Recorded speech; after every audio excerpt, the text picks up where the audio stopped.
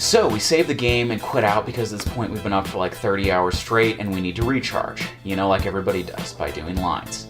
But when we load back in, holy shit, this game is the worst respawn system ever. In all our years of gaming, we have never loaded up a game and gone straight into the danger zone. After Joel gets his panties unbunched, they continue to the radio tower. As they walk along the shore, we see that Ellie's footprints are exactly the same size as Joel's. After a while, Joel and Sam are separated from Henry and Ellie by a trapdoor. The group meets up again and they proceed to the next day.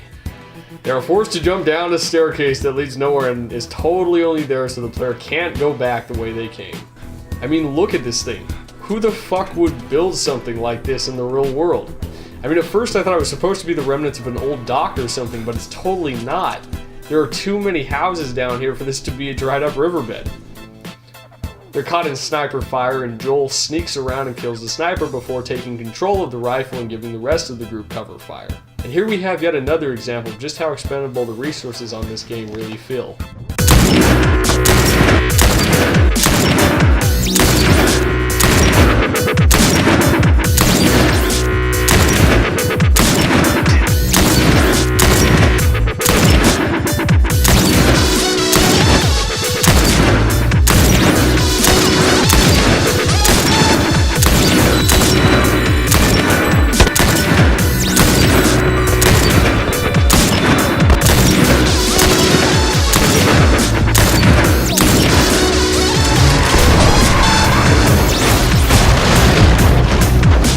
Let's see that again.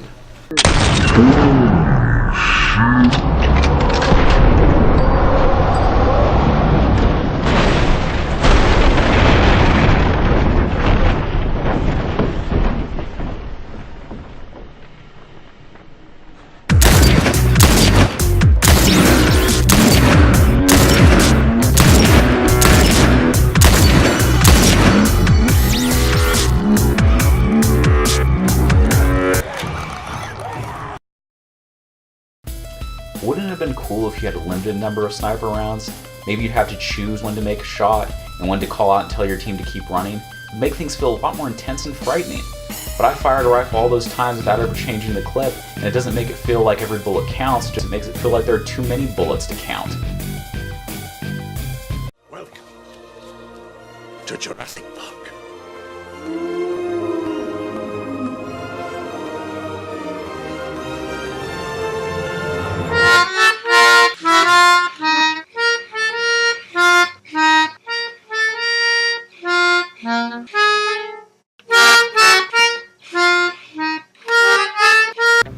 Then Joel says the dumbest line in the game. I ended up in a triage just like this. Triage, triage, triage. I was in a triage once. Oh, yeah. I fell out of a triage when I was a boy and broke my arm. According to the official definition, triage is either a noun or a verb. As a noun, its barest definition is an assignment, which you can't really be in. You can be triaged, but you can't be in a triage the same way you can't be in a grocery list. I guess my final thoughts on the game are these. It's not the worst game ever made, that's for sure. Pretty much every point we brought up in this review can be found in most other games. But that's kind of our point. Like most other games, The Last of Us is just mediocre. It's become so vaunted and overhyped that everyone just blindly considers it to be a masterpiece when, objectively, it's really not. That's not to say if this is your favorite game, for instance, that there's anything wrong with that. I like plenty of games that aren't very good objectively speaking, or that most people don't like at all. We're just trying to point out that this game is not a flawless piece of art. And Joel's all, "Shut the fuck up, bitch, you're not my daughter!"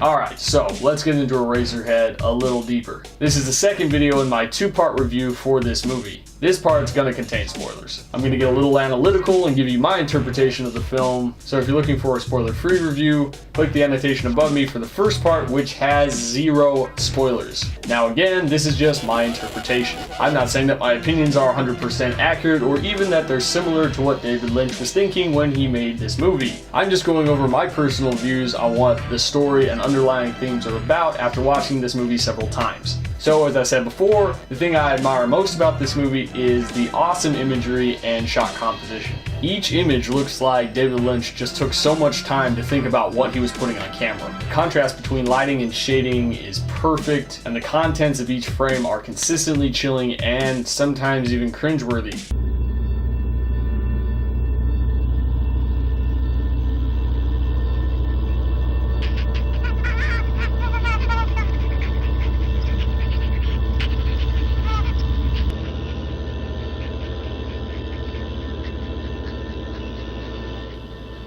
God, that's messed up.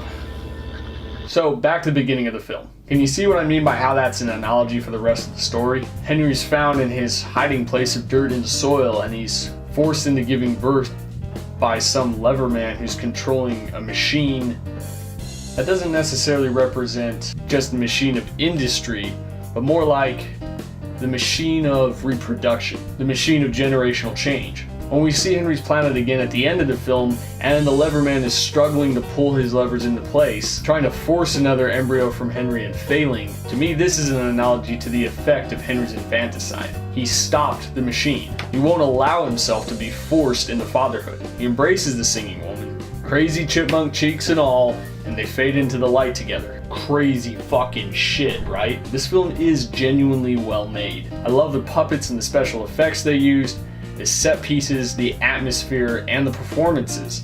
Now, granted, some of the inspiration for this movie did come from the novels The Metamorphosis and The Nose, which respectively are stories about A man who transforms into a giant insect and is forsaken by his family, and B, a man whose nose jumps off his face and proceeds to gallivant around town on its own. So yeah, Eraserhead is one of those movies.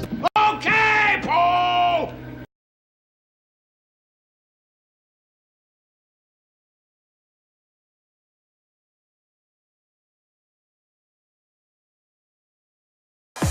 I will stay with you. Yes, that's great. I'm very happy. Are you listening? Yes. That's what I'll do for you, old chap. God bless you, Jerry, and the Queen. But this is what you'll do for me. You listening, Jerry? Yeah, what can I do for you, Rod? You just tell me, what can I do for you? It's a very personal, very important thing. Hell, it's a family motto. Are you ready, Jerry? I'm ready. Just want to make sure you're ready, mate.